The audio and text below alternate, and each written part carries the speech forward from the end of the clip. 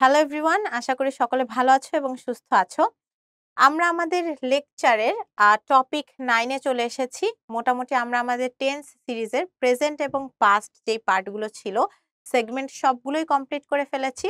খুবই ইজি ছিল আমরা জানি। তো এবার আমরা হচ্ছে ফিউচার ইনডিফিনিট টেন্স পড়বো আজকের লেকচারে। ফিউচারের সেগমেন্টটাই আমাদের বাকি আছে, বাট খুবই ইজি এটা। সো সাথেই থাকো, আমরা চলে যাই। ফিউচার ইনডিফিনিট টেন্স বেসিক্যালি কাকে বলে? খুব সিম্পলি ফিউচার মানে কি? ভবিষ্যৎকালে যেটা হবে। সো এখানে ভবিষ্যৎকালে কোনো একটা কাজ যেটা ঘটবে সেটাই ফিউচার ইনডিফিনিট টেন্স। কোনো তেমন কমপ্লেক্স কোনো ব্যাপার নেই। খুব ইজিলি ভবিষ্যৎকালের যেই কাজটা হবে সেটাই ফিউচার ইনডিফিনিট টেন্স। খুবই সিম্পলি এক্সাম্পল দেখি, the children will go to the zoo on Saturday.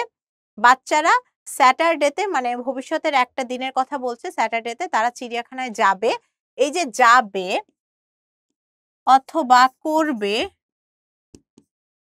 বা হবে ভবিষ্যৎকালে, এগুলাই বেসিক্যালি আমাদের ফিউচার ইনডিফিনিট টেন্স। তেমন এক্সপ্লেন করার কোনো ব্যাপার নেই, খুবই easy. So they will buy a new car soon. তারা একটা নতুন গাড়ি কিনবে। He will finish his homework after dinner. সে রাতের খাবারের পর তার হচ্ছে কি হোমওয়ার্কটা শেষ করবে। তো খুবই সিম্পলি ফিউচার ইনডিফিনিট টেন্সে আসলে এক্সট্রা করে কিছু বলার নেই। কি এটা? ভবিষ্যৎকালে যেটা হবে সেটাই ফিউচার ইনডিফিনিট টেন্স।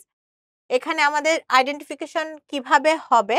আইডেন্টিফাই করতে গেলে আমাদের কিন্তু দেখা যাবে পারসন ও নাম্বার অনুযায়ী শ্যাল বা উইল বসবে এবং মূল ভার্বের সাথে প্রেজেন্ট ফর্ম বসবে।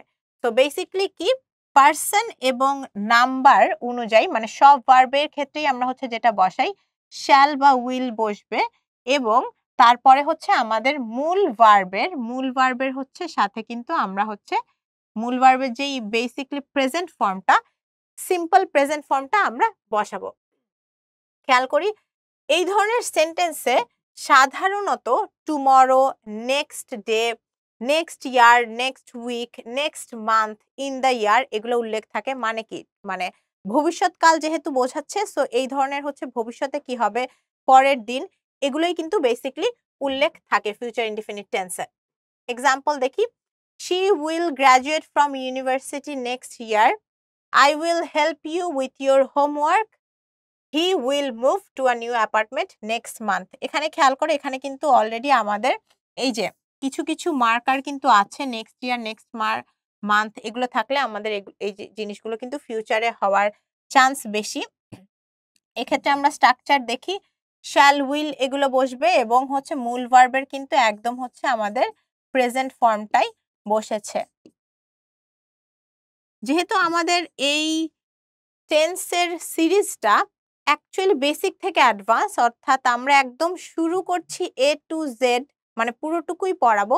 সেজন্য একদম কাকে বলে থেকে শুরু করে খুব সিম্পল টেন্সের সবকিছুই কিন্তু আমাদের কভার করা হচ্ছে। অনেকে হয়তো এগুলো কিছুটা জানো, অলরেডি জানো। অনেকে হয়তো জেনে একদম লাস্টের দিকে কিছু রুলস দেখবে। অনেকে হয়তো একদম বেসিক লেভেল থেকেও জানো না।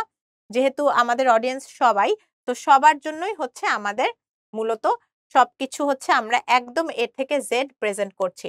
তো খেয়াল করো, আমাদের কিন্তু উইল, শ্যাল, উইল বসবে, তারপর কিন্তু আমাদের হচ্ছে এগুলো একদম হচ্ছে ভার্বের প্রেজেন্ট হচ্ছে ফর্ম বসবে।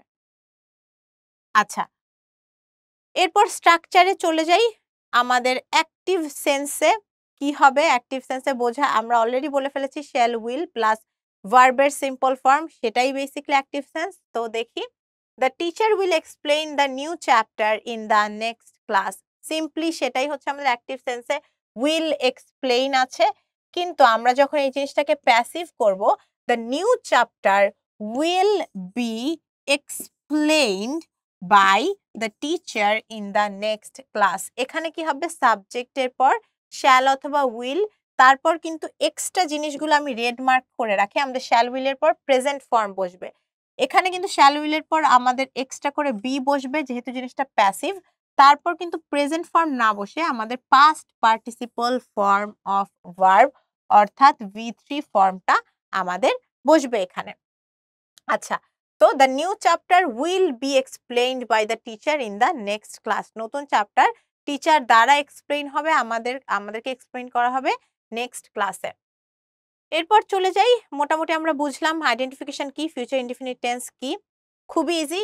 এটার কি কোন কোন কনটেক্সটে বসে, মানে use of future indefinite tense আসলে কি হয়? ভবিষ্যৎকালের অভ্যাস বা যেটা ভবিষ্যতে হবে অথবা অবশ্যই হবে, এই ধরনের সেন্সে বোঝায়। মানে ভবিষ্যৎকালে যেটা বেসিক্যালি হবে এটা তো আমরা জানি ফিউচার ইনডিফিনিট টেন্স। কিন্তু অভ্যাসগত কিছু অর্থেও কিন্তু এটা বসে। আমরা বেশিরভাগ ক্ষেত্রে জানি যখন অভ্যাস বোঝায় তখন আমরা অলরেডি পড়ে এসেছি, সেটা কিন্তু প্রেজেন্ট ফর্মে বা সিম্পল প্রেজেন্ট ফর্মে হয়, প্রেজেন্ট ইনডিফিনিট ফর্মে। তাহলে ভবিষ্যৎকালের অভ্যাস কিভাবে আমাদের ফিউচার ইনডিফিনিট টেন্স এর ক্ষেত্রে বোঝায়? মানে ভবিষ্যৎকালের অভ্যাস বলতে গেলে যেই জিনিস অভ্যাস মানে কি? জিনিসটা হবেই অথবা রেগুলার একটা ব্যাপার। তো খেয়াল করো, spring will come and the gardens will be filled with flowers. একটা নতুন সিজন যে আসবে সেটা কিন্তু ফিক্সড, অথবা এটা কিন্তু বলাই যায় যে এটা অবশ্যই হবে। মানে স্প্রিং যে আসবে সেই জিনিসটা অবশ্যই হবে। এবং এটা কিন্তু মানে হচ্ছে একটা প্রসেস, মানে একটা সিজনের পর তো সিজন আসবেই। তো সেক্ষেত্রে কিন্তু আমাদের দেখো ফিউচার ইনডিফিনিট টেন্স বসেছে। The train will arrive at the station at 5 p.m. আচ্ছা, এখানে ফিউচার ইনডিফিনিট টেন্স বসেছে, ভবিষ্যৎকালে হবে। The sun will definitely rise tomorrow. এটা তো অবশ্যই অভ্যাসগত অর্থে যেই জিনিসটা একদম অবশ্যই হবে। অবশ্যই হবে। তো সেই সেন্সে যেহেতু সূর্য অবশ্যই উঠবে, তো সেখানে কিন্তু আমাদের ফিউচার ইনডিফিনিট টেন্স বসেছে। The result will be announced next week. এখানে আমরা একটু আইডেন্টিফাই করতে পারলাম, আমরা কিন্তু প্যাসিভটা ধরতে পারলাম। প্যাসিভের স্ট্রাকচার আবার দেখি, উইল বসেছে, তারপর বি, এক্সট্রা করে বি প্লাস V3। তো এটা কিন্তু প্যাসিভ সেন্সে বসেছে। আচ্ছা, এরপর আবার ফিউচার ইনডিফিনিট টেন্সের ব্যবহার কি কি হতে পারে? ভবিষ্যৎ পরিকল্পনার ঘোষণা, আবহাওয়ার পূর্বাভাস, খবরের কাগজ এবং সংবাদ প্রচার অর্থে কিন্তু ফিউচার ইনডিফিনিট টেন্স বসে। খুবই সিম্পল। কিভাবে হতে পারে? ভবিষ্যৎ পরিকল্পনার ঘোষণার ক্ষেত্রে ফিউচার ইনডিফিনিট টেন্স আমরা কিভাবে বসাবো?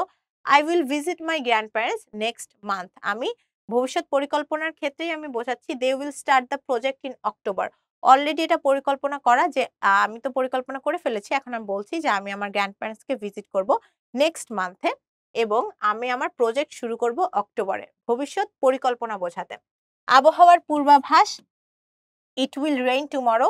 কালকে বৃষ্টি হবে, পূর্বাভাস দিচ্ছে, এখানে কিন্তু উইল রেইন বসেছে, future indefinite. The temperature will drop significantly next week. Temperature মানে হচ্ছে তাপমাত্রা খুবই বড়সড় ভাবে সিগনিফিকেন্টলি ড্রপ করবে নেক্সট সপ্তাহে, পরের সপ্তাহে। খেয়াল করো, মার্কার গুলাও কিন্তু আমরা খুঁজে পাচ্ছি। প্রথমে যে আমরা দেখেছি যে এগুলো থাকলে সাধারণত ফিউচার ইনডিফিনিট টেন্স হয়, সেটাই কিন্তু আছে।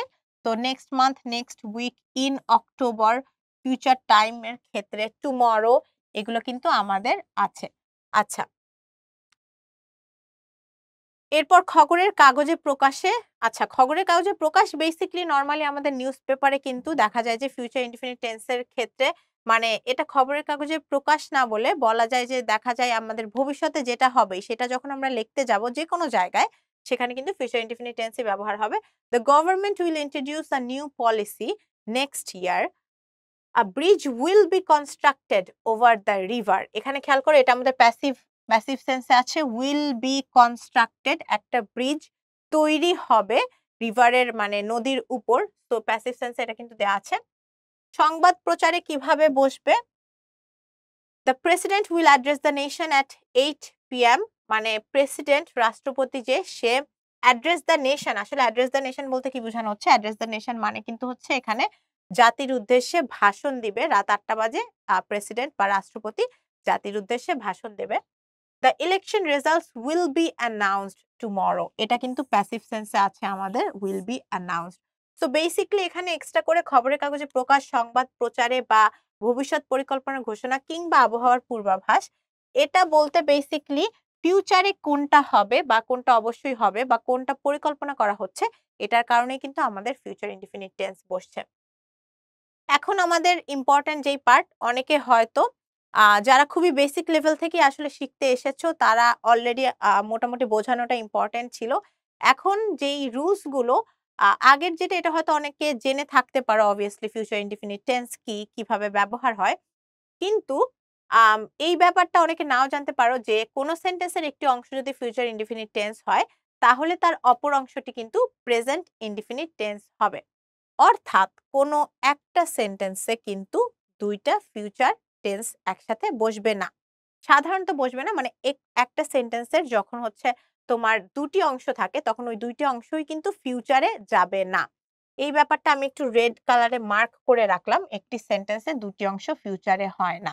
তো যদিও ফিউচার ইনডিফিনিট টেন্স এর মোটামুটি বেসিক লেভেল অথবা এটা কি, কিভাবে বসে, স্ট্রাকচার কি, অ্যাক্টিভ কি, প্যাসিভ কি এটা জানতে পারো। বাট এই রুলস গুলা জানা অনেক প্রয়োজনীয়।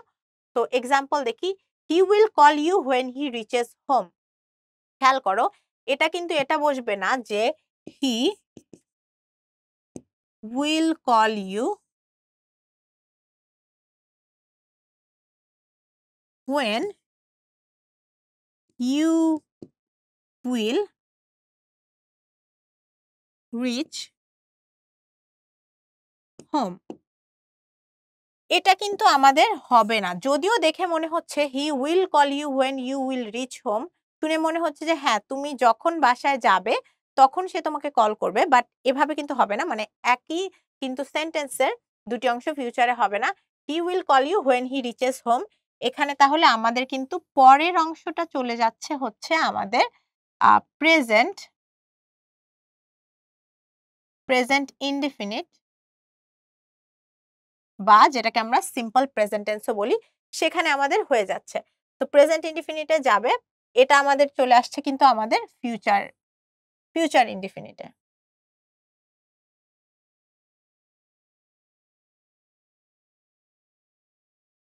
আচ্ছা। তো he will call you when he reaches home। Same ভাবে আমরা যদি বাকিগুলো খেয়াল করি, if they invite us, we will attend the event। if they will invite us কিন্তু বসেনি, if they invite us বসেছে। So if they invite us, we will attend the event। তারপর খেয়াল করো when he arrives, we will start the meeting। এখানে খেয়াল করো when he arrives, এখানেও কিন্তু আমাদের প্রথমে সিম্পল প্রেজেন্ট টেন্স বসেছে, তারপর বসেছে future indefinite tense. Lastly, if you study hard, you will pass the exam। তুমি যদি হচ্ছে খুবই মানে খুব ভালোভাবে পড়াশোনা করো, তুমি এক্সামে পাস করবে।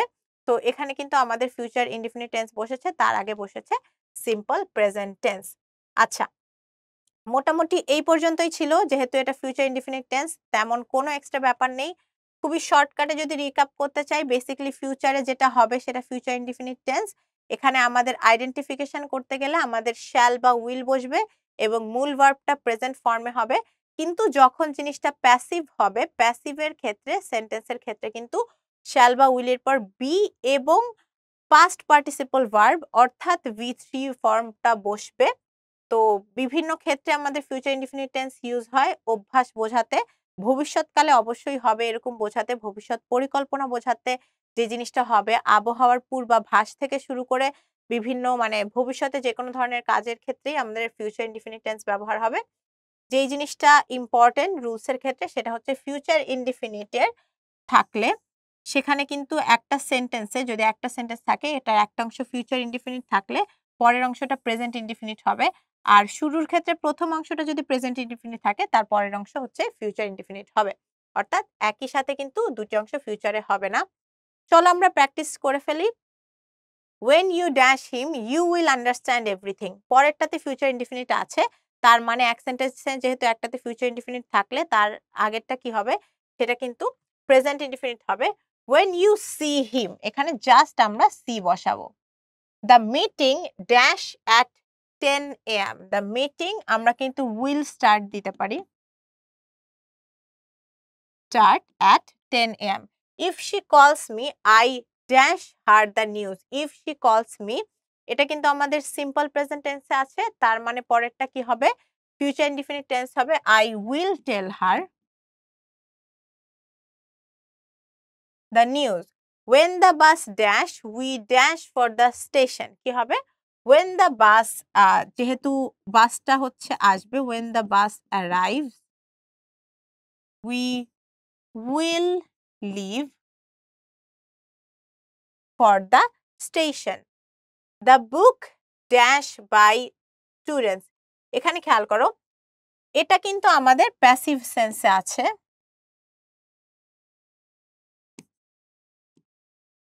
দ্য বুক উইল বি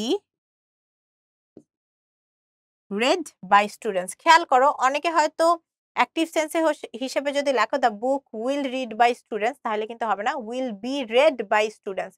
এই রেডটা কিন্তু V3 ফর্মই, এটা কিন্তু আমাদের V3 ফর্ম সেম থাকে, এ কারণে বোঝা যায় না, বাট এটা কিন্তু আমাদের V3 ফর্ম। তো এটা প্র্যাকটিস করলাম, আবার আমরা ডিফারেন্ট টাইপের একটা প্র্যাকটিস করে ফেলি। Identify future indefinite tense from below.